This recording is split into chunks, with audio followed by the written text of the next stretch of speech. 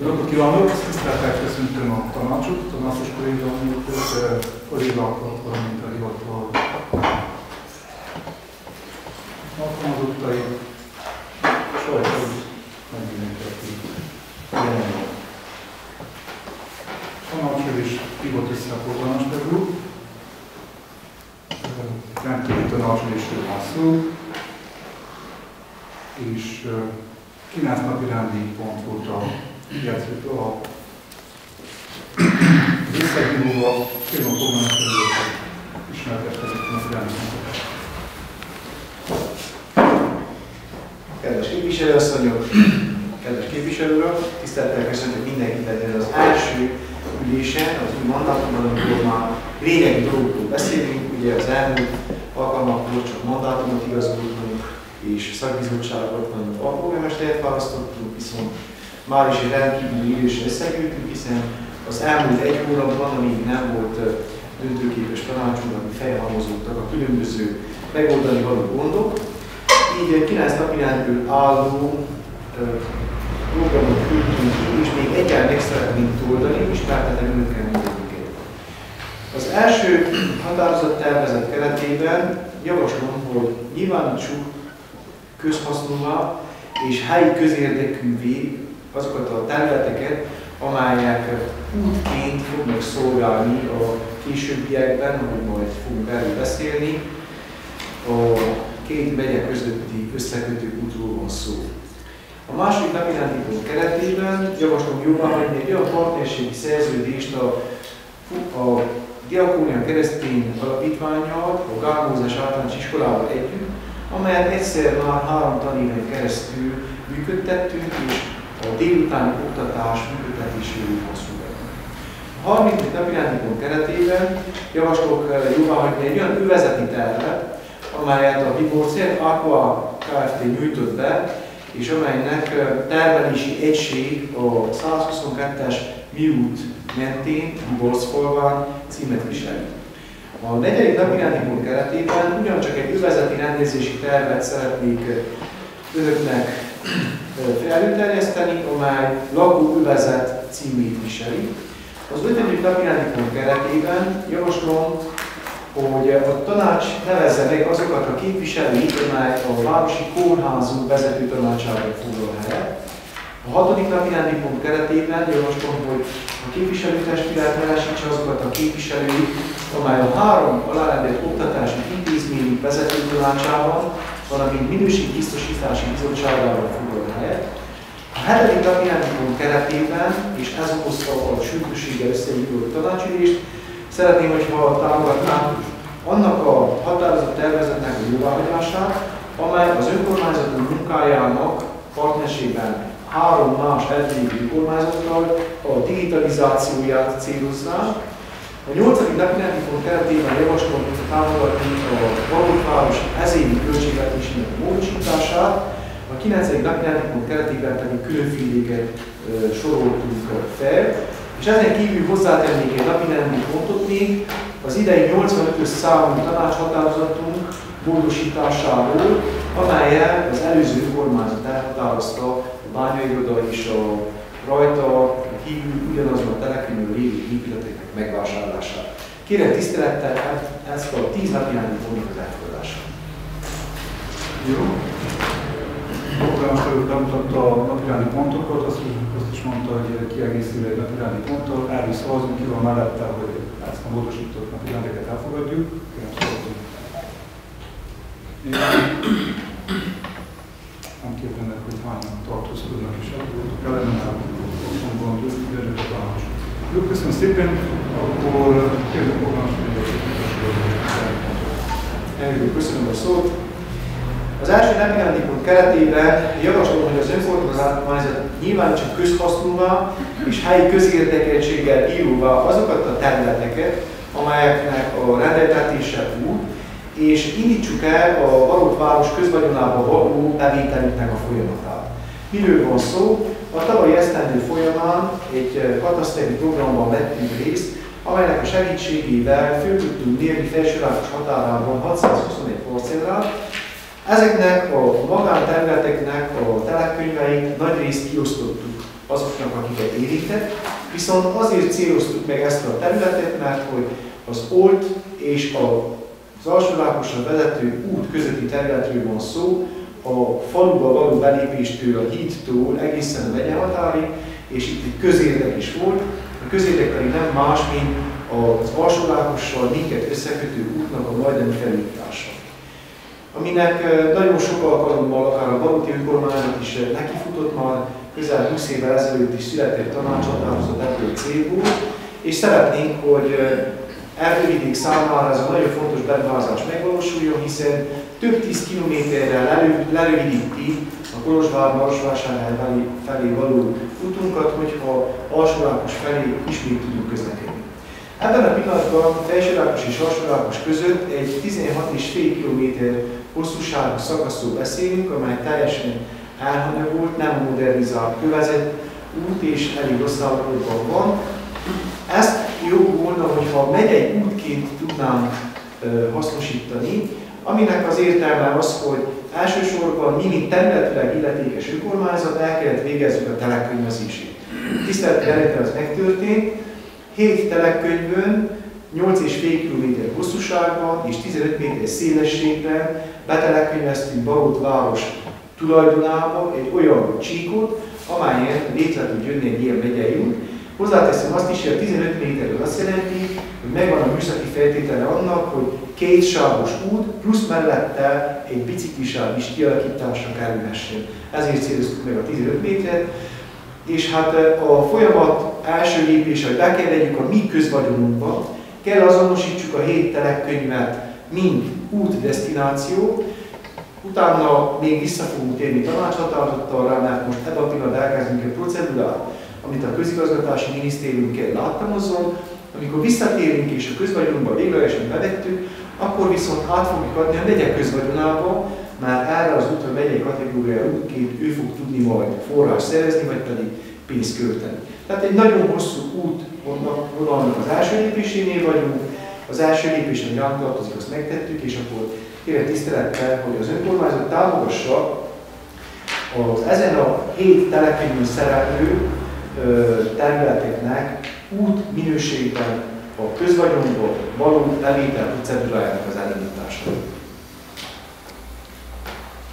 Szépen.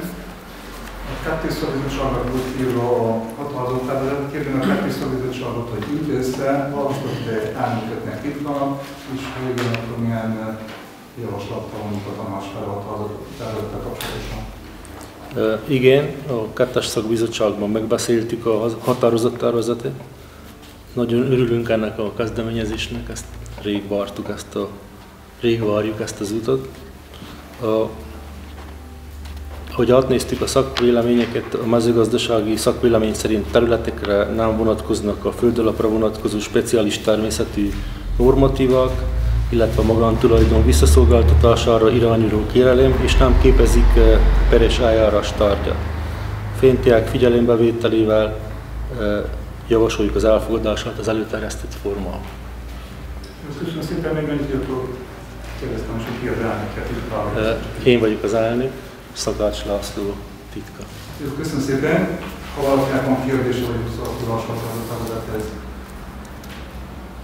ha nincs, akkor szavazunk róla, aki van mellette, hogy elfogadjuk a tervezetet. Köszönöm szépen, ellenen Köszönöm szépen, a második határozat tervezet keretében javaslom, hogy kössünk egy olyan partnerségi szerződést, amelyet 2021-ben is kötöttünk a Diakónia Keresztény Alapítvánnyal, valamint a Gámondás Általános Iskolával, amely a 0-4. osztályos nevelés gyermekeknek a délutáni oktatásáról és az oktatás keretében egy étkezésről szól. Ezt, úgy mondottam, már megkötöttük és 3 tanéven keresztül működött, ebben a tanévben is és a következő 2-ben is, tehát 3 évre célozva elindítanám. Az első esztendőkben kizárólag falvakon működött, 69 gyermekkel, utána voltak falvak, ahol vagy a gyermekek, illetve a szülők nem vállalták, hogy az ő részüket befizetik, vagy pedig a tanítónővel nem tudott a diakónia megegyezni. Ebben a pillanatban, ebben esztendőben Bodosban 9 gyermekkel és Baróton 50 gyermekkel működik összesen 4 csoport. Ennek a költségvetése úgy néz ki, hogy a 100%-ot 4 fele osztva 1/4 a szülők ellátja, 1/4 fedezi különböző társadalmi programokon keresztül a Diakónia Alapítvány, 1/4 megpályázza a megyei tanástól, és 1/4 biztosítja a helyi önkormányzat. Ez ebben az esztendőben 83.325 lett jelent. Ez azt jelenti, hogy 7 hónapon keresztül, novembertől júniusig foglalkoznak délutánonként 3 órát a munkaprogram után, az iskolai program után ezekkel a gyerekekkel, szakképzett tanítónők, és elvégzik a házi feladatot, megebédelnek, egy picit játszanak. Főleg a hátrányosabb helyzetű családokra van, de természetesen nem diszkriminatív, azért, hogy amikor a gyerek hazamegy és a szülő is hazaér, ne akkor kezdjék egy éhes, dühös, elfáradt gyerekkel házi feladat megoldását és hasonló tevékenységeket. A program közmegelégedésen működött, azt gondolom, hogy jelentősen hozzájárul azoknak a gyermekeknek a fejlődéséhez, tanulásához. Kérem tisztelettel támogassák a következő 3 tanévre is ennek a programnak működését. Köszönöm szépen, polgármester úr! Az egyes és a 30. bizottságot írva a határozattervezet, az egyes bizottság összeült, választott elnököt és titkár Uda Húzália, elnök jó magam, határozatokat megtárgyalta és elfogadásra javasolja. Kérdés van, hogy én szeretnék. Igen? Mint szülő kérdés meg hozzászólás, mint szülő szeretnék ezzel tudnak hozzászólni. Én elolvastam, és azt jelöli meg a program céljának, az utolsó oldalon, hogy jobbítani szeretnék ennek a kiszolgáltatott, sebezhető közösségnek a körülményeit, életkörülményeit. Azt írja, hogy ez egy olyan csoport, amit integrálni kell, mert a társadalmi helyzetük kockázatos, és amennyiben nem valósul meg ez a program, lemorzsolódnának és elhagynak az iskolát. Viszont, mint szülő, akinek 2 gyermek is ebben a tanintézményben jár, én is megkaptam a felhívást. Itt abszolút semmilyen kitétel nem volt annak, hogy hátrányos helyzetű gyermekekről lenne szó. Megnéztem a Diakóniának a kiírását, úgy határozza meg, hogy ő hátrányos helyzetű gyermekeket támogat. Na most már én úgy gondolom, hogy ezeknek a szülőknek illet volna tudni azt, hogy az 5 gyermekeik milyen besorolást kaptak. Tehát az én hátrányos helyzetű vagyok, nekem arról vannak irataim. Az iskolának, minden intézménynek megvan a listája, kik a hátrányos helyzetű gyerekek. Osztályfőnökként is tudom, hogy mindig ezekről statisztikáink vannak. Vajon ezek a szülők tudják-e, hogy ők milyen csoportba kaptak besorolást? Ez az egyik, tehát többször grupúgy vulnerábilénak vannak nevezve. Tudtom szerint ezek a csoportokban igenis jó szituált családok gyerekei járnak. És igen, ezekben a csoportok vannak, Parkpalot nem olyan nagy falu, vannak tehát rendezett családok gyerekei, jól szituált családok gyerekei. Viszont amit még tudok, hogy a tavaly is ezt megszavazták, de közben lemorzsolódtak ezekből a délutáni foglalkozásokból. És akkor azzal a pénzzel mi lett? Ezt nem is annyira tartottam fontosnak, de az UNICEF oldalán is megtalálható gyermekjogoknál a második pontban, a második cikke kimondja a megkülönböztetés tilalmát. Ami azt jelenti, hogy ha valamikit havonta 210 annyi lejjel díjaz a város, az már megkülönböztetés, a többivel szemben diszkrimináció, mert ő nem kapott. Holott ő is beleilleszkedik annyira ebbe a csoportba, mint ez az 55 gyerek. A másik dolog, a Codul Penal büntetőjogi törvénykönyv 244. cikke szerint ez csalás. Ha hamisan azt állítjuk valakiről, hogy ő szociális juttatásban kéne részesüljön, mert hátrányos helyzetű, és ő nem illeszkedik abba a csoportba, akkor ez csalás, hamisítás, és ez korrupciós cselekménynek minősül. Úgy gondolom, hogy nem lehet szociális juttatást adni olyan embereknek, olyan gyerekeknek, akiknek nem indokolt. Ha van a városnak 83 000 leje, akkor vagy ossza szét mindenkinek, vagy tényleg a rászorulóknak, vagy olyan valósítson meg, amit az összes gyerek, vagy éppen az egész közösség élvezhet. Gondolok én egy sportpályára, amiben akár előfordul, hogy elég érő gyomb van, és ez is a városi, és ezt is élvezni a 0-tól kezdve a 12-esig, és az a szülő is az alap nélkül oda tud menni. Ez a hozzászólásom, és azt írja, hát, hogyha én rájövök valamilyen, akkor köteles vagyok tanácsosként is ezt szóvá tenni, hogy ez akár csalás, hamisítás, korrupciós cselekmény, és 2-től 7 évig jár a börtönbüntetés, hogyha közpénzről van szó.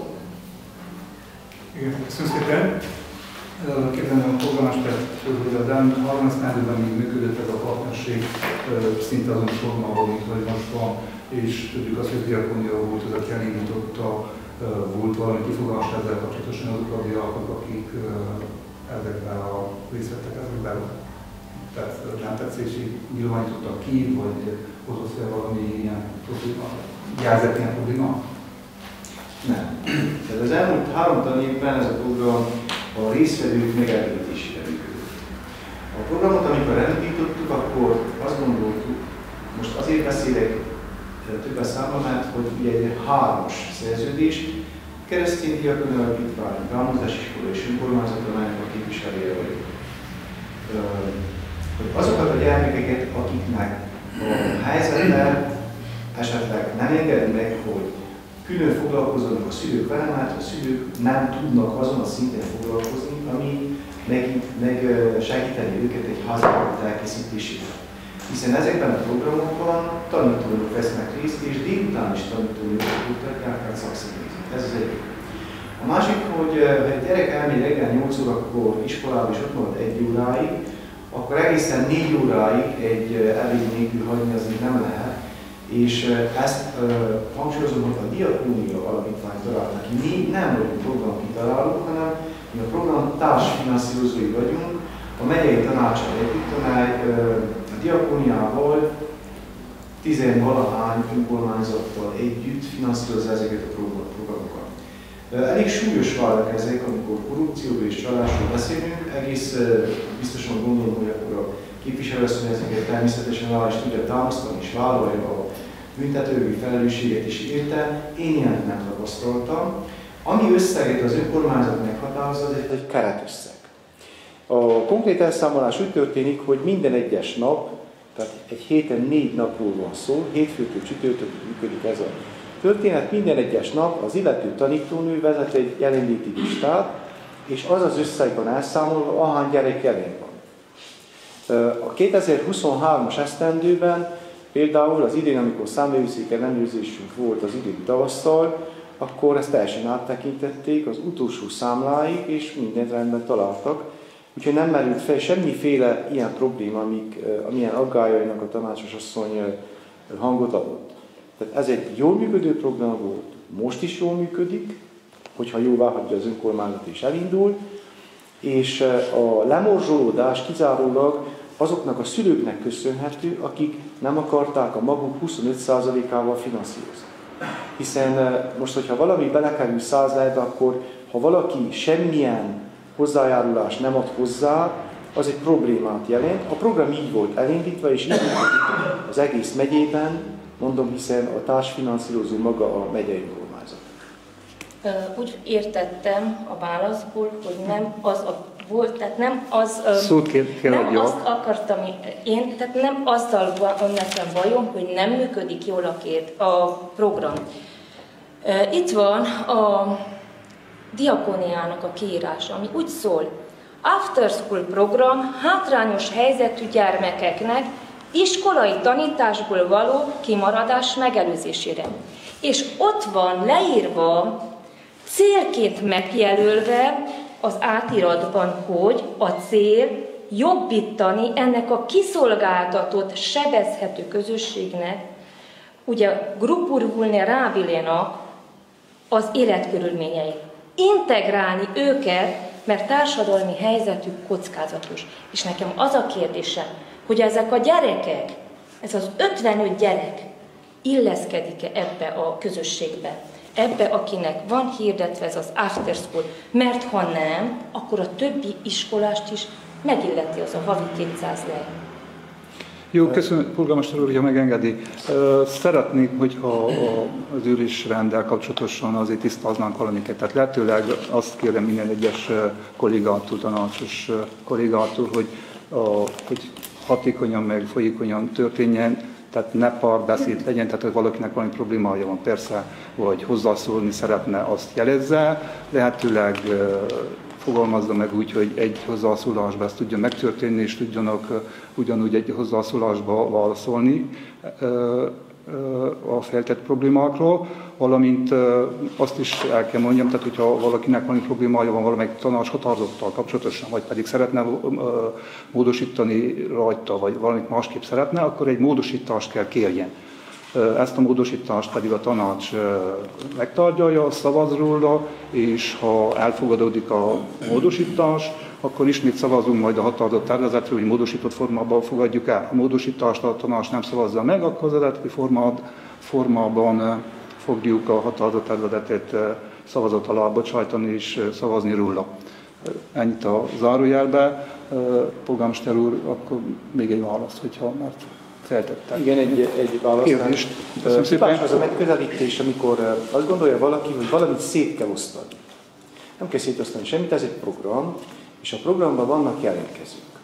Hogy a programban jelentkező alkalmas a programban vagy nem, ezt nem mi bíráljuk el, mi finanszírozók vagyunk. Mi azért vállaljuk a felelősséget, hogy a saját büdzsénkből társfinanszírozunk 1/4 részben egy programot. A programban való részvételt a Diakónia Keresztény Alapítvány bírálja el. Az ő ismérvei szerint.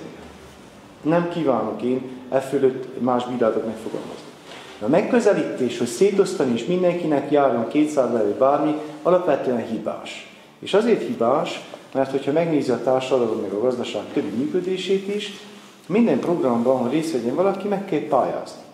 Tehát egy országos büdzsé is van, ha van, egy állami költségvetés, az soha nem azt csinálja egy állam sem, nem csak Románia, más sem, hogy van neki 100 leje, és akkor szétosztja az állampolgáraira.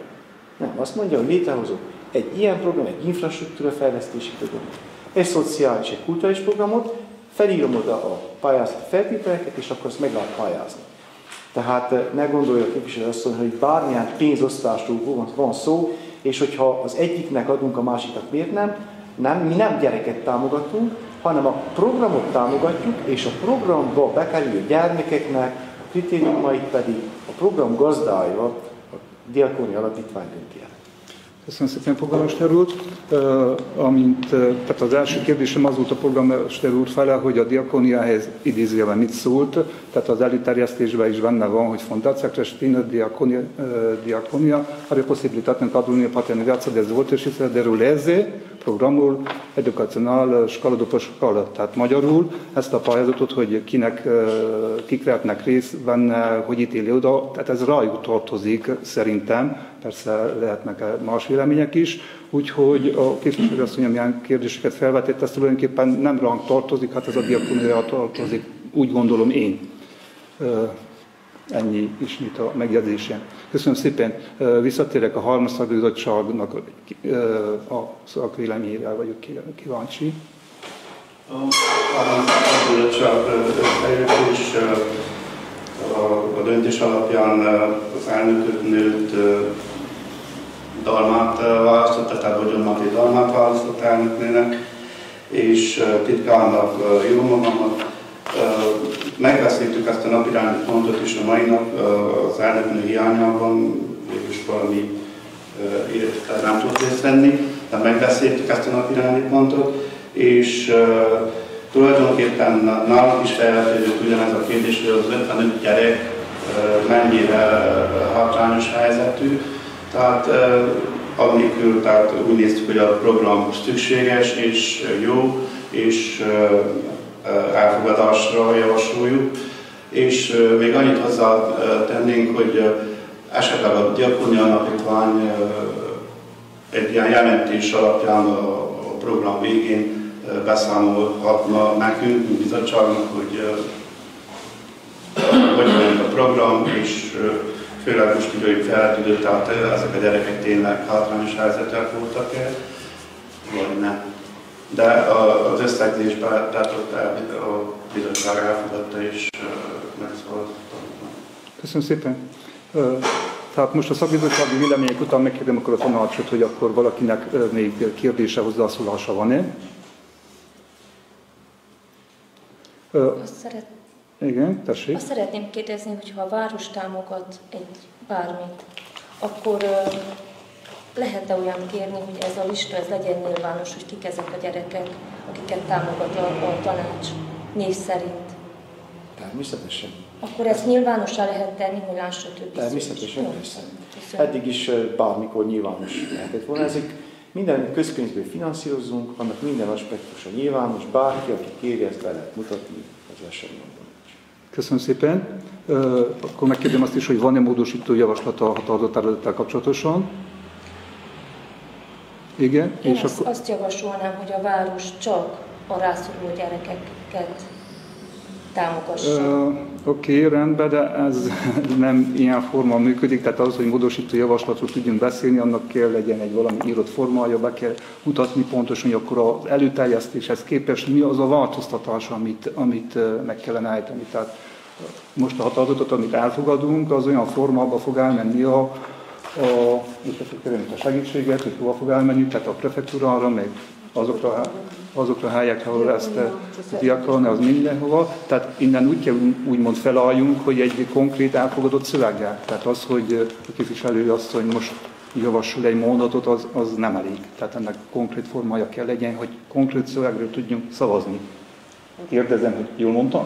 Javasolhatja azt, hogy nem tudom, a szerződésben például, hogy illeszünk be egy mondatot vagy egy félmondatot valamelyik szakasz után, azt javasolhatja a képviselőasszony. Tehát ugye van a szerződés modell, és akkor az módosítható. Tehát konkrétan... Amit megfogalmaz, és a tanács arról szavaz, hogy az eredeti verziót, vagy pedig a módosítást fogja elfogadni. De ehhez meg kell fogalmazni valamit. Konkrétan, pontosan, hogy a jóváhagyandó, mellékletként jóváhagyandó partnerségi szerződés 16. pontja, 4. alpontjának B pontja után egy P1-et szeretne, melyik úgy hangozzon, hogy hangozzon. Tehát, ahogy mondtam, azt nem muszáj írásba megtenni, jegyzőkönyvbe kerül, és mehet úgy tovább, de konkrét szövegszerű megfogalmazás kell. Tehát, hogy a szöveg úgy legyen, mert a szöveg bekerül a határozatba, és akkor az úgy fog bekerülni, ahogy önök elmondják. Tehát én gondoltam, hogy az legyen benne, hogy az 55... Tessék megjelölni pontosan hol? Nem tudom megjelölni. Hát ez így nem lehet akkor. Hogy hova lehet pontosan beírni. Tehát ő megkapta az anyagot, azt mondja, hogy vagy a határozatban, vagy a mellékletében, ezért meg ezen a helyén ezt a szövegszerű módosítást szeretné. Ezt így kéne feltételezni. Értem, nem tudtam ezt. Akkor ez az első tanácsülésem. Oké, rendben, tehát akkor következőkorral kérem, hogy így készüljön a kolléganő.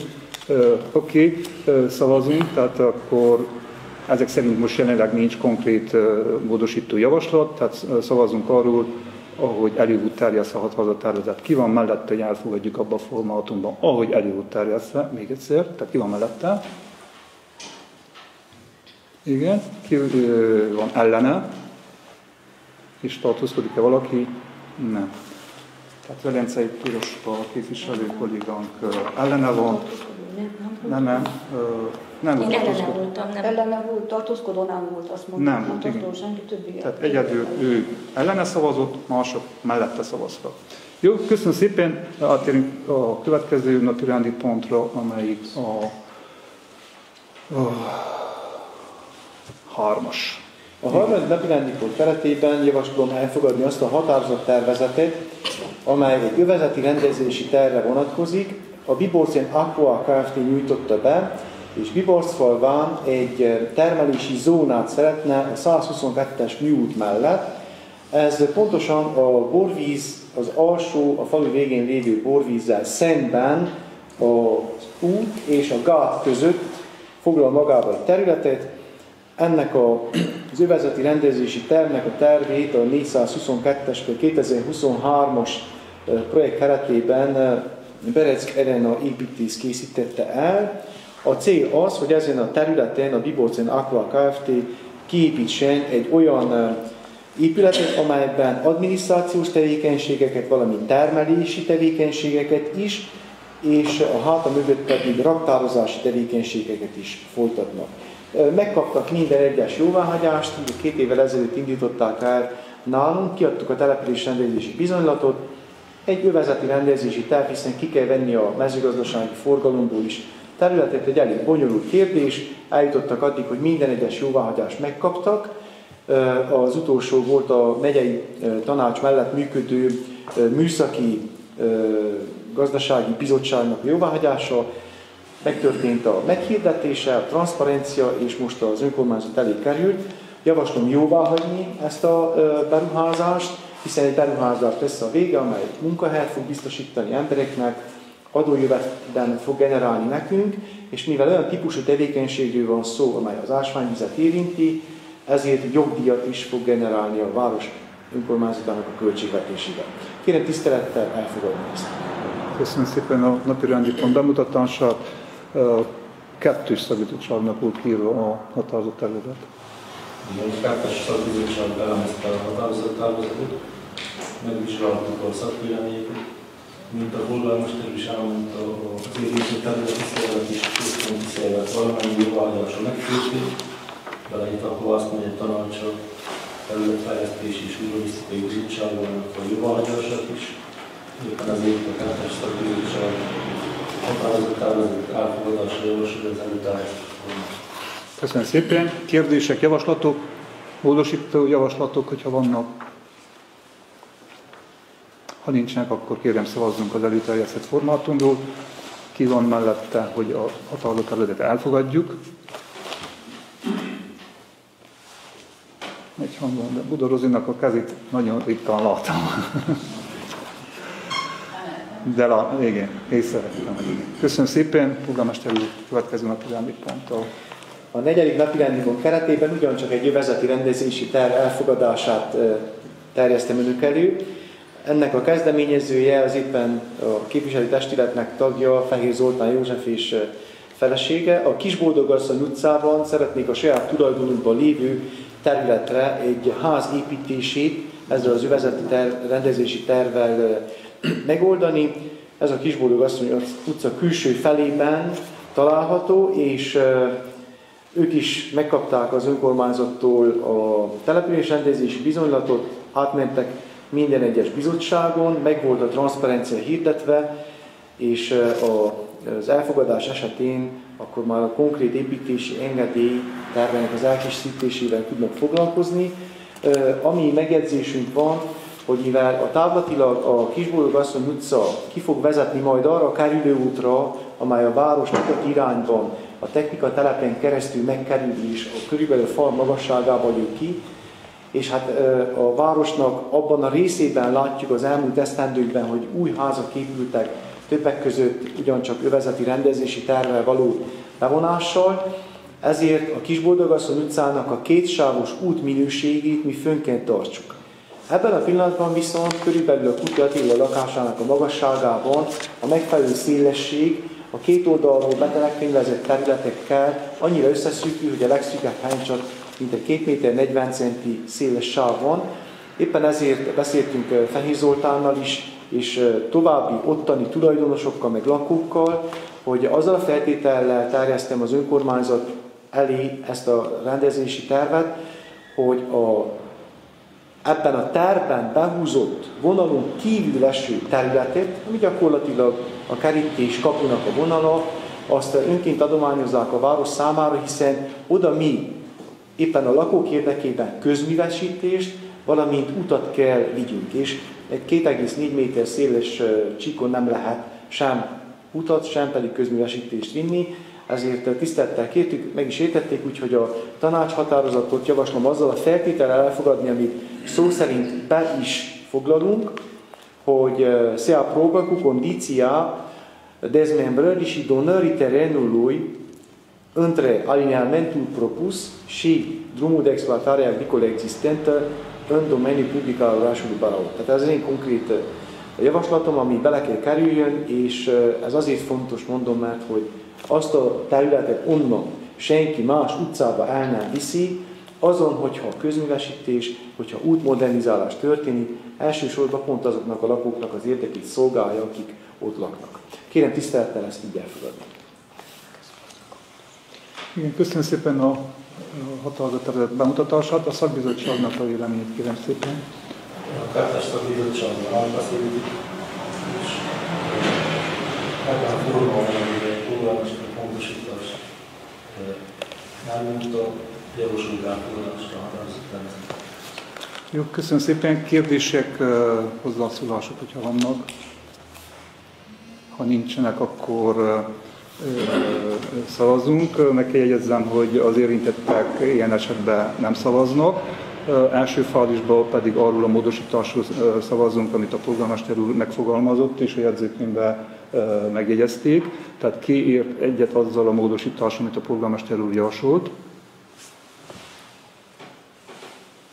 Igen, köszönöm szépen, és akkor szavazunk a módosított formátumról, tehát a határozattervezet, hogy mondtam, ezzel a módosítással egészül ki, és most erről a formáról szavazunk, kért egyet ezzel a módosított formával. Köszönöm szépen, Fehér Zoltán tartózkodott mind a két szavazatnál. Köszönöm szépen, polgármester úr, kérem akkor a következő napi rendi pontot bemutatni. Köszönöm szépen. Az 5-ös napirendi pont keretében sor kerül a város alárendeltségében lévő városi kórházunk vezetőtanácsába önkormányzat által delegált képviselők nevesítésére.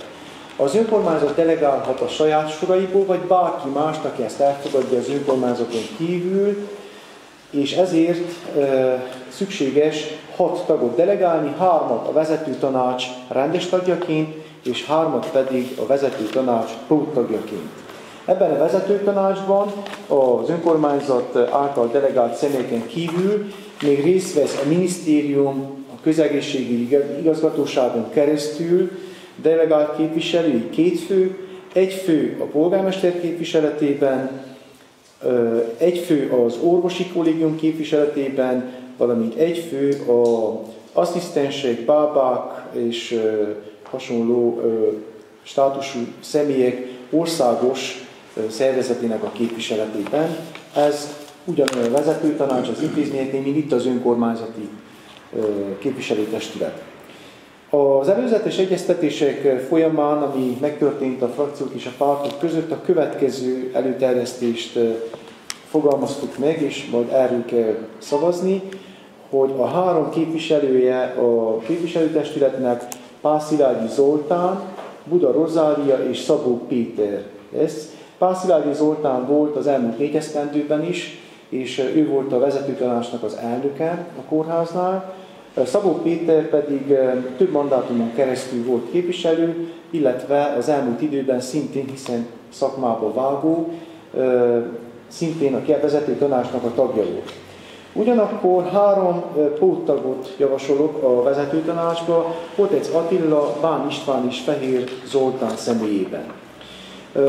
Azt is el kell mondanom, hogy milyen feltételekkel lehet valaki vezetőtanácsi tag a kórháznál.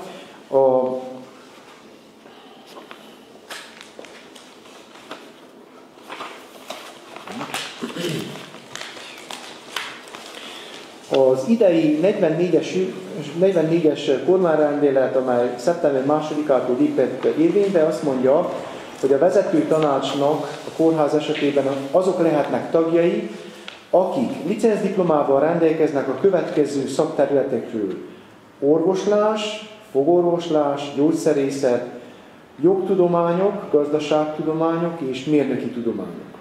Ugyanakkor egy másik feltétel, hogy ezeknek a specialitásoknak a keretében legalább 5 év régiséggel rendelkezzenek. Tehát nem lehet bárkit javasolni, ezeket a végzettséggel, illetve tapasztalattal rendelkező emberek között kellett, és akkor ez a 6 személy került javaslatra. Elnök úr, visszaadom ennek a szót. Igen, köszönöm szépen. Mielőtt a szakbizottság véleményt megkérdem, a nevek, tehát még egyszer a vezetőtanácsban Panszilágyi Zoltán, Buda Rózsa és Szabó Péter, valamint a helyettesek Kotász József, Attila Barnisván és Fehér Zoltán József. Megkérdem az érintetteket, hogy vállalják ki a vezetőtanács, vagy ezeket a tisztségeket, amelyek most szavazásra kerülnek. Igen. Igen. Szabó Péterrel egyeztettem, én igen, ő vállalja. Többek igen. Jó, akkor tehát mind a 6 személy vállalja a tisztséget. Kérem a szakbizottság véleményét a határozattervezetről. A 3 szakbizottságnak úgy hívva. Tehát 3 szakbizottság a képviselők vállalják ezt, mert mint nem mondtak nevesítve a dokumentumban, de ha vállalják, akkor én is megkérem most a képviselő, vagyis a 3 szakbizottságot, hogy szerintem igen elfogadja. Jó, köszönöm szépen. Titkos szavazás? Titkos szavazás. Mindenki fog kapni egy szavazólapot. Arra a nevekhez kérem igennel vagy nemmel szavazni. A szavazólap érvényes lesz akkor is, hogyha egy személyre fog szavazni, tehát nem kell mindenhol egyértelműen egy igent, hogy nem egy tegyen. A 6-os ponttal egyszerre szavazzanak, vagy kétszer szavazzanak, mert a 6-os ponttal Elnök úr? szavazólapok egybe vannak rakva. Ne kelljen kétszer Akár azt mindenki is. bevonuljon. De nincs. Külön van ez. Tudod, össze van csíptetve, és amikor Ne kiosztják, kelljen kétszer mindenki bevonuljon a szívét. gyönyörűen. Hogy akkor egyben lehessen kiosztani. Hát, ha megengedik, elnöki minőségemből csináljuk úgy a dolgokat, hogy annak a rendje van. Akkor levesszük a felső. Tehát levesszük az felső oldalt, és megcsináljuk úgy, hogy a törvény eléri ezeket a dolgokat. Kicsivel hosszabb lesz, mert 3-szor kell kisítani oda, de szerintem ez nem probléma.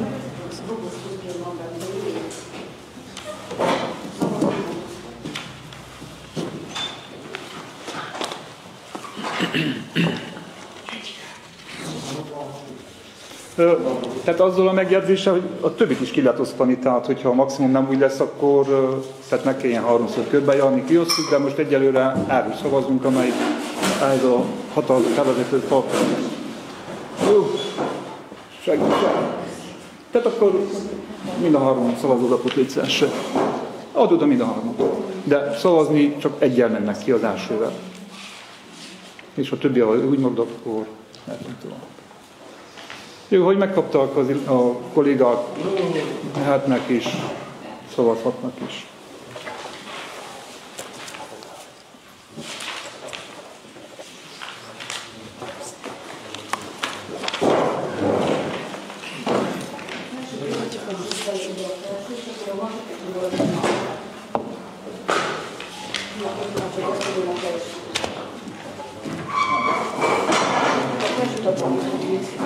Oda kapni mindenki, mind a 3, de az elsőre. Mi van, azon jó, így is.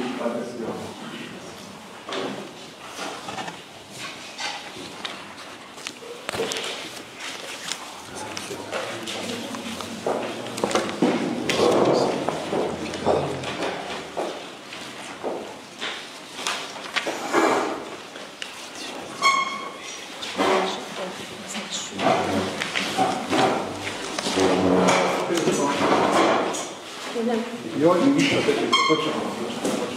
Gondoltam, hogy megvan.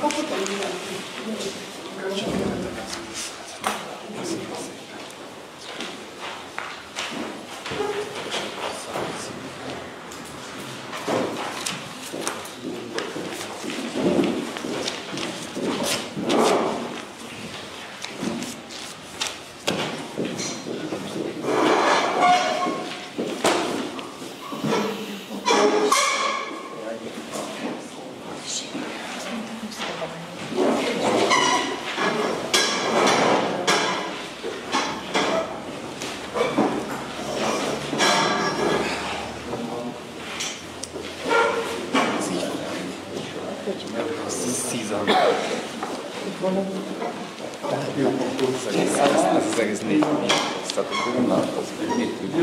Kérdem azt, hogy mindenki szavazatban.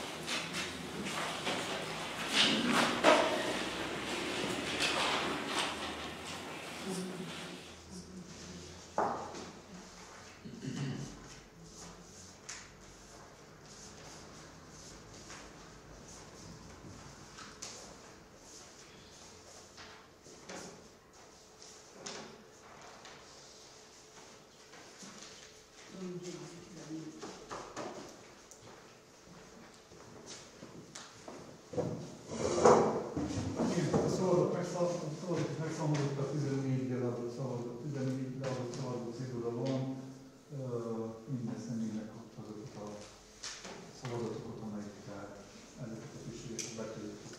Köszönöm szépen! A következő napirendi pont. A 6. napirendi pont keretében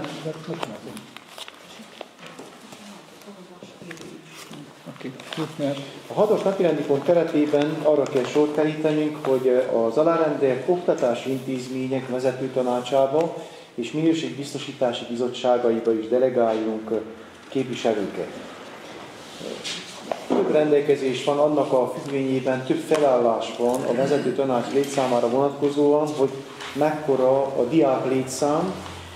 A diák létszám függvényében kell delegálni ezeket a személyeket, és éppen ezért az önkormányzat ebben az esetben a Baroki Szabó Dávid Technológiai Liceum és az Gálmózes Általános Iskolához két személyt, a Cimbora napközéotthon vezető tanácsába pedig egy személyt kell delegáljon, és minden 3 intézményhez az ott működő minőségbiztosítással foglalkozó bizottsághoz egy-egy személy.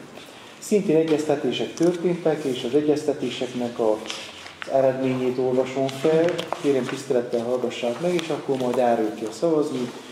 A Baroki Szabó Dávid Technológiai Liceum vezető tanácsába Bán István és Lázár János lenne tag a képviselőtestület részéről, a Gálmózes Általános Iskola vezető tanácsába Kotec Attila és Szakács László, a Cimbora napközéotthon vezető tanácsában Pál Levente, a Baroki Szabó Dávid Technológiai Liceum minőségbiztosítási bizottságában Vida Enikő, a Gálmózes Általános Iskola minőségbiztosítási bizottságában Szőcs Sándor, és a Cimbora napközéotthon minőségbiztosítási bizottságában Fehér Zoltán.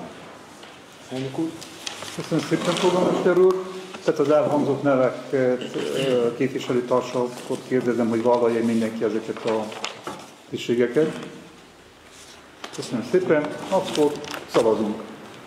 Tehát ismétessék a fixet kézben. 2 lap megy egyszerre? 2 lapot egyszerre, meg igen, egy határozatban a kettőnek.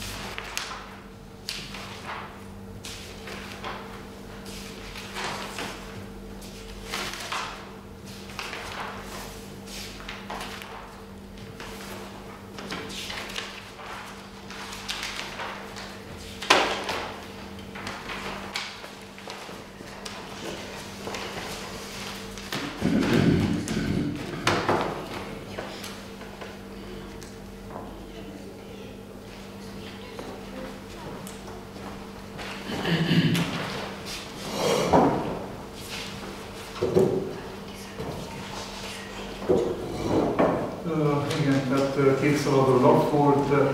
A vezető tanácsban mindenki igen szavazatot kapott, a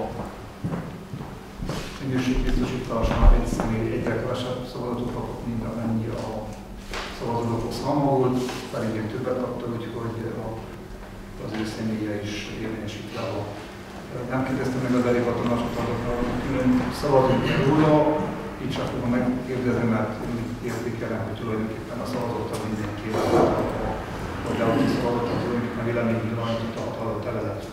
Köszönöm szépen, átadunk a következő napot. A 7-es napirendi pont, ami miatt ezt a rendkívüli tanácsülést összehívtuk, egy olyan pályázaton való részvétel, amelynek a leadási határideje holnap van, és az adminisztráció digitalizációját célozza. Javaslom, hogy kössünk egy partnerségi szerződést 3 önkormányzattal Erdővidékről, Nagyajta, Bargyas és Bacon önkormányzatáról van szó, és a 4 önkormányzat közösen Balogh-város vezetésével vegyen részt ezen a kiíráson. Egy maximum 500 000 eurós pályázatról van szó, amely azt szolgálja, hogy egyrészt a LIDER-nek, tehát nekünk, valamint a partnereinknek az IT készletét egy picit felújítsuk, de kimondottan csak abban a mértékben, ami ehhez a programban való részvételhez szükséges.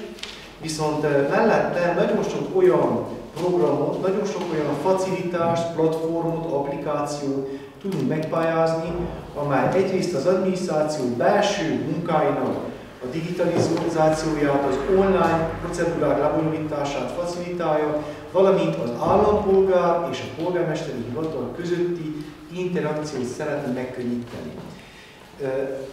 Ezért a partnereinkkel ezt megbeszéltük, és amennyiben önök is úgy gondolják, részt veszünk ezen. Nagyajta és Bargyas meghozták már a tanácshatározatukat, Bacon és Balogh pedig ezekben az órákban hozza meg. Arról van szó, hogy az 500 000 euró az lelve kifejezve 2.488.200 lejes pályázati összértékről beszélünk, ebben áfa is benne van, és ez mivel egyformán 4 félre osztjuk, ezért Baróttvárosnak ez 622.050 lej projektértéket jelent, aminek az önrésze 2%, lejben kifejezve 12.441 lej. Tehát gyakorlatilag az eligibilis költségek közül ez az, ami nekünk pénzbe került, tehát 12.441 lej, nem eligibilis költséggel ebben a pillanatban nem számolunk, reméljük, hogy nem is merül fel majd a pályázatnak a megvalósítása folyamán nem eligibilis költség. Hogyha előre tekintünk, akkor mi lesz? Lesz egy központi szerver, óriási tárolási kapacitással, egy 32 terabyte tárolási kapacitással, amin egyrészt lehet futtatni azokat a programokat és applikációkat, amelyeket beszerzünk a pályázat során. Föl lehet telepíteni olyanokat is, amik már minden polgármesteri hivatalnál működnek, különböző könyvelési, adatnyilvántartási, adóprogramok és egyebek. El lesz látva ugyanakkor az e-governare facilitásaival minden önkormányzat. Mit jelent ez? Hogy minél kevesebb alkalommal kelljen az állampolgár bemenjen a polgármesteri hivatalba fizikailag, nyilván az, aki aktív számítógép felhasználó és digitális műveltsége van, hogy ezt használja, tehát belép, egy kontót belép, letölt például több mint 200 formanyomtatvány az kidolgozva, amit online vagy letöltés után ki lehet tölteni, vissza lehet küldeni egy applikáción keresztül, hibabejelentéseket lehet megtenni. Benne van, hogy az archívumunk egy jó részét be lehessen szkennelni, digitalizálni, úgy utána keresni, és több egyéb ilyen adatbázis és adatbázis kezelő szoftverről van szó. Úgy gondolom, hogy a világ ebbe az irányba tart. Nyilván, hogy ennek költségei is és mindenfajta problémái is lesznek, mint minden egyes új dolognak, viszont a világ errefele tart, és hogyha azt akarjuk az ügyfelet úgy ki tudjuk szolgálni, hogy ő minél kevesebbszer kelljen fizikailag eljönni a polgármesteri hivatalba, viszont ott a fluxusok szerint minél könnyebben megkapja azt, amit kér, akkor ez az út, amit el kell indulni mi is. Nagyon sok önkormányzat készül erre országszinten, csak Kovászna megyéből 7-8 partnerségből tudok, akik ebben a pillanatban készülnek ennek a pályázatnak a benyújtására, hogy kérem tisztelettel elvégig 4 önkormányzata számára, Vitézszerepben, Barót is vállaljon részt ennek a pályázatnak a megvalósításában. Köszönöm szépen, polgármester úr! A Egyeztetőbizottságnak a határozott területet a szakbizottság megtárgyalt és elfogadásra javasolja. Kérdések, javaslatok, hogyha vannak a határozott területtel kapcsolatosan. Nincsenek, akkor kérem szavazunk róla, akkor a mellette ilyen formában, hogy elő van teljesen elfogadjuk a határozott területet. Köszönöm szépen! Elértünk a 8-as napi rendi pontig. Kérem, polgármester úr, mutassad a napi rendi. A 8-as napi rendi pont keretében Barótváros és hozzátartozó intézményeinek az idei költségvetését javasló módosítása, valamint a beruházási listákat is módosítása javaslom a következőképpen. A Cimbara óvodának a kérése szerint 20 000 lejjel meg kell növeljük a bevételt a szülői hozzájárulás az étkeztetésekhez kapitulusban, és ugyancsak az étkeztetésre fogjuk ezt a 20 000 lejt a kiadási oldalon is átcsoportosítani. Ezen kívül pedig egy belső módosítást is szeretnének, 15 000 lej értékben csökkentenék a más leltári tárgyaknak az összegét, amit folyójavításokra, valamint más szolgáltatásokra és javakra szeretnének elkülöníteni, illetve ezért lejt a szakmai képzésből vennének el, csoportosítanak át ugyancsak erre a célra. A kórházunk kérése, hogy a költségvetését 1.180.500 lejjel növeljük meg a bevételi oldalon, a következőképpen különböző szolgáltatásokból 60 000 lejjel vételeztek be többet, a Dr. Simonfi Sámán Alapítvány részéről 1500 lejjel vételeztek be többet, a biztosítóházzal kötött szerződések értelmében 550 000 lejjel vételeztek be többet, valamint az állami egészségbiztosítási alapból kapott szubvenciók keretében a fizetési növekmények pótlásával 569 000 lejjel vételeztek be többet. Ez azt jelenti, hogy 1.180.500 lejjel olyan költségvetés. Ennek a kiadási oldalon 946 000 lejt a személyzeti költségekhez javasolnak átcsoportosítani, és 234 500 lejt pedig a más javak és szolgáltatások nagy csoportjában javasolnak átcsoportosítani. A saját költségvetésünk ugyancsak növekszik. Barótváros költségvetése a kormány tartalék alapjából kiutalt 840 000 lejjel nő a bevételi oldalon, ugyanakkor a saját költségvetésünk megvalósítása az elmúlt utolsó tanácsüléshez képest 327 100 lejjel nő, amiből jogdíj, az előbb említettem a bivarszai beruházást, tehát ott az idén a tavalyinak körülbelül a 3-szorosát vételezzük be jogdíjból, ez most újabb 195 680 lejjel nő, tehát összesen mondom 327 100 lej, és megvan a hozadéka annak is, amit még az előző kormányzat fogadott el az adóamnesztia rendeletének, tehát több adós rendezte ennek az amnesztiának a keretében az alaptartozását, amivel augusztus 31-ig tartozott, és így a késedelmi kamatok felgyűlt összegétől megszabadult. Összesen tehát 1 167 200 lejjel nő a költségvetésünk, és mivel ezt a költségvetést már azonnal el tudnánk költeni, ennek a nagy része a javak és szolgáltatások fejezetre, a diák utaztatásának a szubvenciójára, a folyójavításokra, valamint a rezsiköltségekre, tehát középületeink világítása, fűtése, valamint a közvilágítás javaslom átcsoportosítani. Ugyanakkor egy módosítás szükséges megejtenünk a beruházási listánkban is. 30 000-et javaslok átcsoportosítani az újonnan épülő iskolától a megvásárolt bányairoda és egyéb épületekhez, ugyanis 27 750 lejbe kerül a közjegyzői átiratásnak az illetéke, és ezt, mivel a vételár 90%-át pár napon belül kifizetjük, utána ismét pár napon belül Pulestre kell utazzak, közjegyzői átiratásra ki kell ezeket az által kiszámított illetékeket fizetnünk, és ezeket is előzetesen ki kell fizetnünk, hogy telekkönyvi tulajdonosai lehessünk a bányairoda épületnek és a megvásárolt többi épületnek. Kérem tisztelettel az általam előterjesztett költségvetés módosítást ebben a formában elfogadni. Köszönöm szépen. Az egyes szakbizottságnak kívül a szakbizottság megtartott és elfogadásra javasolta. Ha kérdések és vélemények vannak, akkor kérem tegyék fel.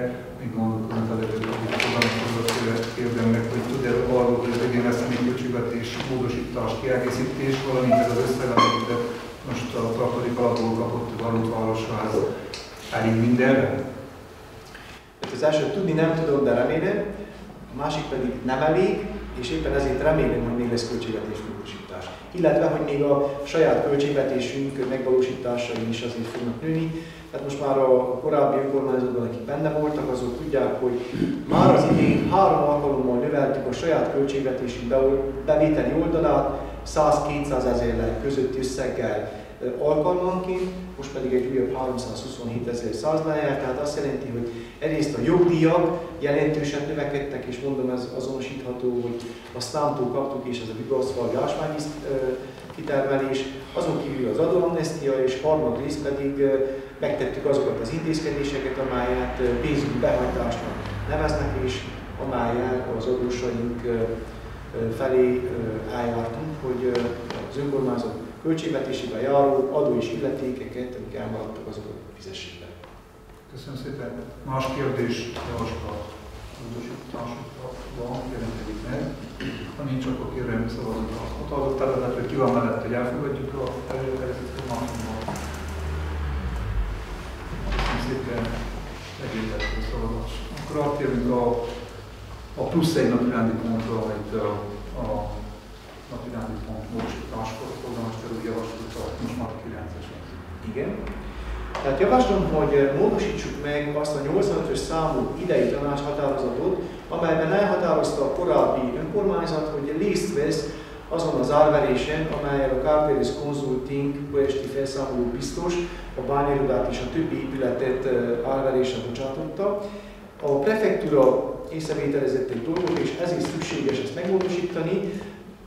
annyi lesz benne, hogy a 3-as melléklet ahhoz a 85-ös határozathoz módosul, illetve helyettesítődik azzal a melléklettel, amely ennek a határozatnak a melléklete. Konkrétan miről van szó? Amikor a felszámoló biztos elkészítette a felértékelést, akkor mellékelt hozzá egy telekkönyvet. A telekkönyvön 20 ingatlan szerepel. Ebből az első 8 ingatlannál írja, annál a résznél a jogi helyzettel, szituációs juridika, hogy Q-akte.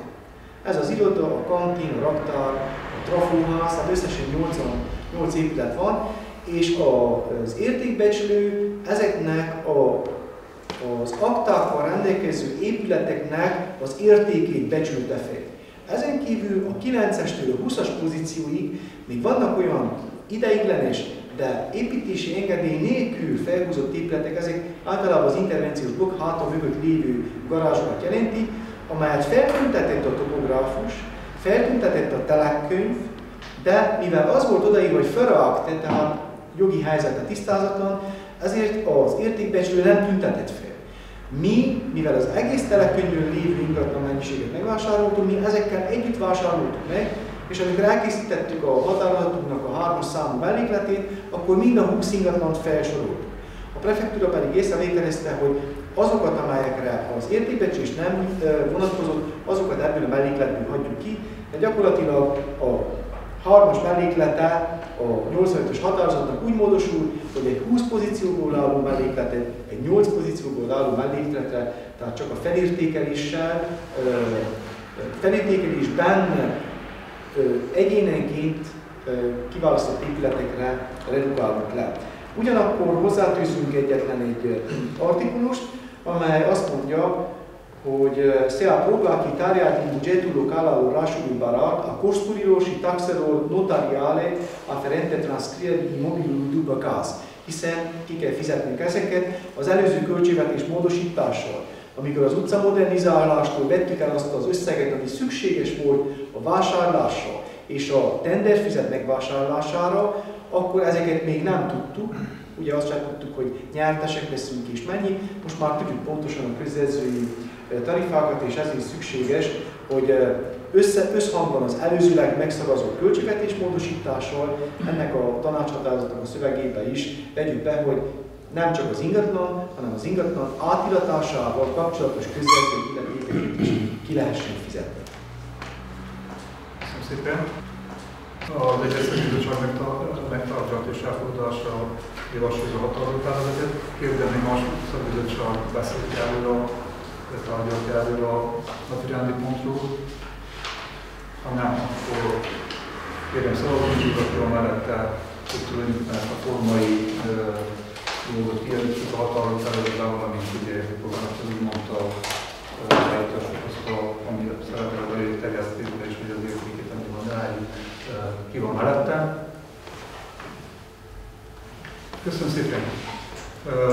A napirendi pontok végére értünk, amiket adni, maradtak a különfélékbe, kérjük, hogy aki hogy szóljon hozzá, vagy azokat a problémákat jelezze, amiket szeretne.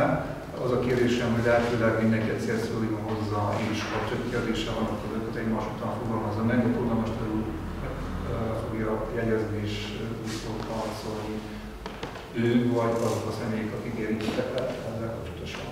Kérdem, hogyha valakinek van valami kérdése, hozzászólásra, javaslata. Igen, polgármester úr?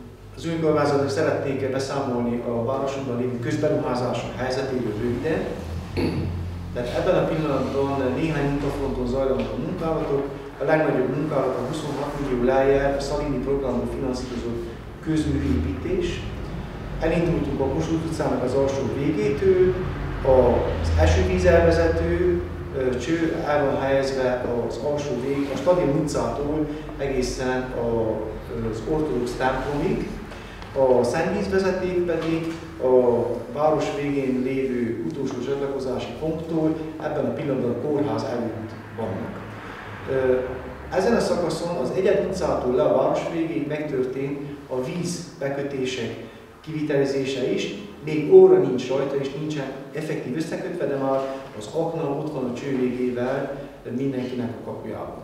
Az Egyed utcától fel a központig és ebben a szobor melletti kis részben pedig nagyon sokáig azért nem tudott dolgozni a kivitelező, mert hogy régészeti felügyeletet kellett kérnünk a Műemlékvédelmi Hatóság utasítása alapján, és azt egy picit nehezebben kapta meg a Keleti Kárpátok Múzeum, akivel leszerződtük, most már megkapta, és most már ott is fognak tudni dolgozni. Ezen kívül munkálatok zajlottak a Nagyerdő alatt. Egyrészt a tavat megkerülve le van fektetve a vízvezeték, és le van fektetve a nyomás alatti vezeték. Most a Nagyerdő alatt folynak munkálatok, ott is a gerincvezetékek lefektetése, valamint a bekötések, és majd a Nagyerdő alsó felében, tehát amikor kezdünk kikerülni a tó fele, ott egy pumpállomás képítésére kerül sor, majd utána folytatják a Felső Víz utcában, tehát a tótól lefele egészen a hídig.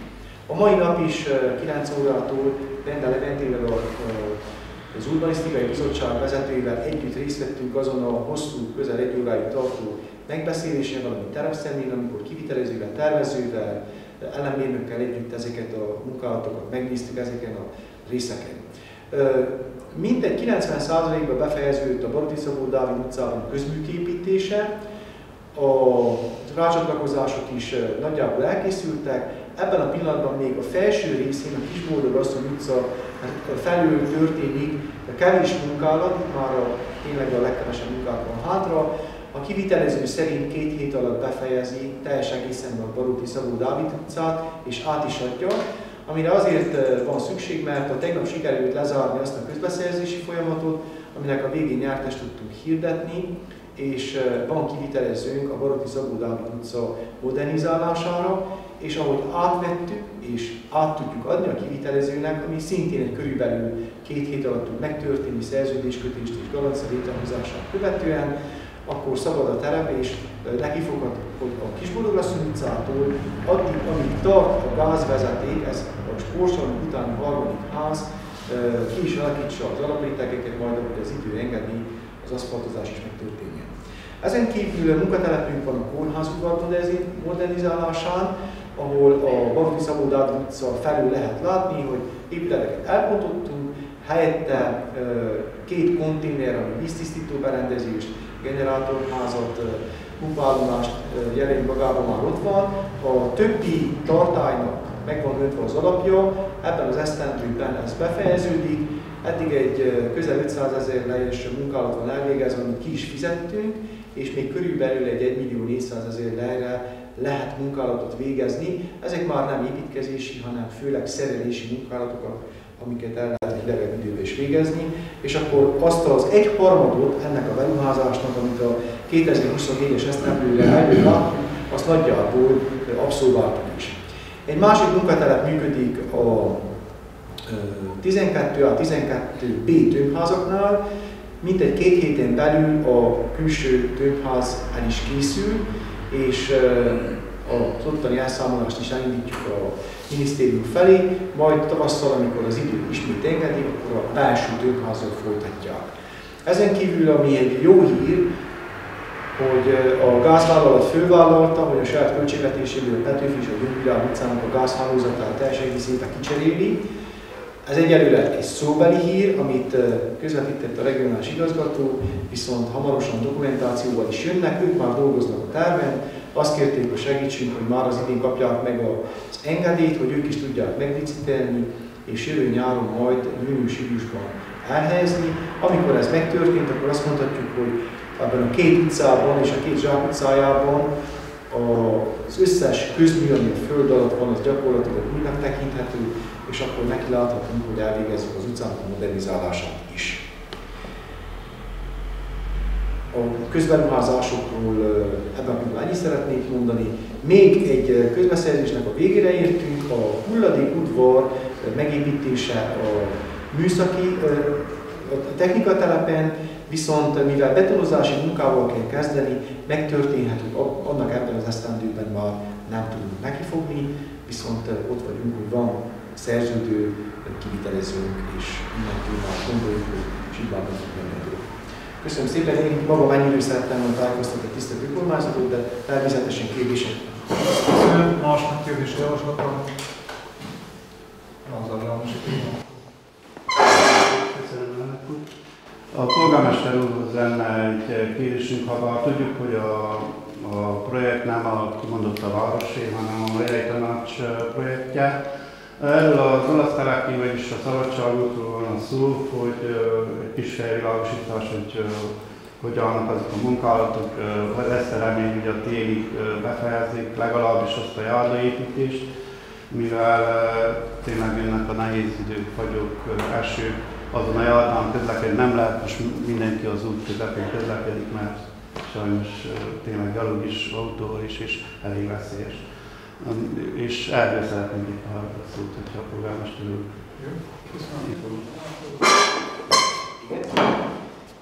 Ennek a szerződésnek mi társpályázói vagyunk, viszont nem, a menedzsment nem nálunk a megyei tanácsnál, próbálok én is válaszolni erre. Az elmúlt mintegy 3 hétben is volt egy terepbejárásunk a megyei útosztálynak a vezetőségével, és ők azt mondták, hogy december 1-ig az első aszfaltétek rákéne a járdára. Ebben a pillanatban mit látunk, hogy ha elindulunk a Bányai sarkától kifele, akkor a lakott területen a járdák elő vannak készítve, fel vannak töltve zúzott kővel, persze ezt még aszfaltozás előtt tömöríteni kell. Pillanatnyilag a farm felé a jobb oldalon a járda kialakításán dolgoznak, remélem, hogy befejezik, és a mi határozott kérésünk is az volt, hogy ez legyen befejezve. Azt látjuk, hogy a munkának az időrabló része, ami sok időt igényel, az valóban a szegélyköveknek a kialakítása, a sáncásások, stb. Az aszfaltozás gyorsabban megy, hiszen a tavasszal is az egész szakaszt, a Mementótól egészen ki a farmig, azt másfél napra aszfaltoztak. Tehát nem az aszfaltozás az, ami sok időbe telik, viszont aggódunk mi is valóban, mert hogy egyre inkább hűl az idő, hogy férjen vele. Én remélem, hogy ezt úgy, ahogy előtervezték, meg is tudják oldani. Még amit el szeretnénk mondani, hogy ugye minden változással jár. Sokszor szeretnénk, hogy változzon valami, de hogyha megváltozott, akkor nem feltétlenül lépünk egyet ezzel a dologgal. Azt látjuk, hogy a Bányai sarkától kifele átalakult a terep. Úgy a Bányai előtt, mint a vele szemben lévő polgármesteri hivatal előtt tekint. Szeretném elmondani mindenkinek, és nagyon fontos, hogy ezt elmondjuk, hogy ezt a tervet 2014-ben hagyta jóvá úgy a megyei tanács képviselőtestülete, mint Barost város önkormányzatának a képviselőtestülete. Azóta ez a terv ugyanabban a formában körvonalazódik, mint ahogy akkor jóváhagyta a képviselőtestület 10 évvel ezelőtt. Amit látunk, hogy 26 parkolóval van kevesebb a Bányai Uda és a polgármester hivatal előtt, az viszont igaz, hogy ami megvan, az egy rendezett parkoló, ez körvonalazó. Azokat az éles sarkokat le fogják gömbölyíteni a kérésünkre, a parkolóknál, meg a járda sarkánál. Azokra a megjegyzésekkel keskenyedett az út, azt kell válaszolni, hogy 7 méter az út. Van, ahol bővebb, de sehol sem kevesebb, tehát teljesen normális körülmények között lehet közlekedni. Egy körforgalomban gondolkodni teljesen értelmetlen, hiszen a városon át kell haladjon mindenfajta teherforgalom is, nincsen kerülőútunk csak részben. Egy körforgalmat ott megvalósítani nem lehetne épkézláb módon, illetve a posta és az ortodox templom közötti zebrát, mivel a Bányai szerencsés tulajdonosai lettünk, a kert sarkának a levágásával, az elkövetkező időben egyenesbe tesszük és megszűnik az a semmiképpen nem normális helyzet, hogy az úttesten kell közlekedjenek a gyalogosok. Ez reméljük, hogy ez pár hónapon belül meg is történik, és akkor biztonságosabb lesz gyalogosnak és autósnak is egyaránt. Köszönöm, más kérdés? Amíg gondolkozunk, akkor egyet én is teszek polgármester úrnak, a Szegvázal polgármester úrnak, hogyha megválasztottuk, akkor kenyérbe is lépett, úgymond a kollégám mondta, hogy nehéz a jardán közlekedni, lassacskán tél és az úton is kezd nehéz lenni a közlekedés. A város fel van készülve a térre, valamint közlekedés szempontja, hogy hogyan van kezelni. A város fel van készülve, reméljük, hogy nem azok nagy havak lesznek most a következő 2-3 hétben, amelyik problémát okozna. Sunk és szóróanyagunk van, a gépek jelenleg működőképesek, de emberek vannak, úgyhogy Köszönöm, pótoljuk Köszönöm a más kérdésük. költségvetésből adó. Akkor kérdezni, hogy most átcsoportosítottuk az új iskola pénzét, és akkor mikor várható az új iskola átadása? Még pontra számítva ki. Igen, köszönöm, hogy most hát gondolom. Az új iskolának az átadásának a tanév keretében meg kell történnie. Voltak problémák a tervezéssel, tervezővel pillanatnyilag is különböző kisebb tervmódosításokat hajtunk végre. Egyrészt azért, mert volt, amit szükséges volt megváltoztatni, volt, amit szükséges volt a tűzoltósági engedély megszerzése miatt megváltoztatni, illetve az eredeti projektből ki volt hagyva két olyan rész, ami viszont nagyon fontos a működéséhez, ez nem volt benne az eredeti tervben. Az egyik, hogy az iskolának most már azt látjuk, hogy bár 88-ban egy déli homlokzattal indították el, de most már megváltozott az egész, hiszen a Baróti Szabó Dávid utcában lesz a legfőbb megközelíthetősége. Ezért is igyekszünk azzal, hogy a Baróti Szabó Dávid utcát, amit említettem, a Kisboldogasszony utca és a Sportcsarnok között minél hamarabb leaszfaltozzuk, hiszen oda fog menni naponta mintegy 60 tanerő és mintegy közel 400 diák, és jól tudjuk, hogy már a 12-es diákok is nagyon sok esetben autóval mennek egy idő után oda. Parkoló is lesz kialakítva, tehát az iskola és a sportcsarnok előtt mintegy 30 parkolóhely is kialakítása kerül. Mivel a homlokzat errefele néz, egy megfelelő kerítést és kaput is kell oda tegyünk, valamint egyáltalán nem volt rendezve az eredeti tervben az alaksorból és az alaksor angol ablakaiból a csapadékvíz elvezetése, erre már megvan a tervünk, illetve az egész területnek a rendezése, hiszen így egy építőtelep után, hogyha össze is szedjük az építési tömeget, nem lehet átadni, tehát oda kell elsősorban egy út, ahol egy autóval is be lehet menni, amennyiben például költözni kell, nyilván az utcáról nem lehet mindent felhordani kézben, illetve járdák, zöldövezetek, bokrok, cserjék, világítást, ezeket meg kell oldani. Pillanatnyilag ezeknek a részdolgoknak a tervezése és ennek az eredményeképpen az úgynevezett diszpozíció de chantier kidolgozása folyik.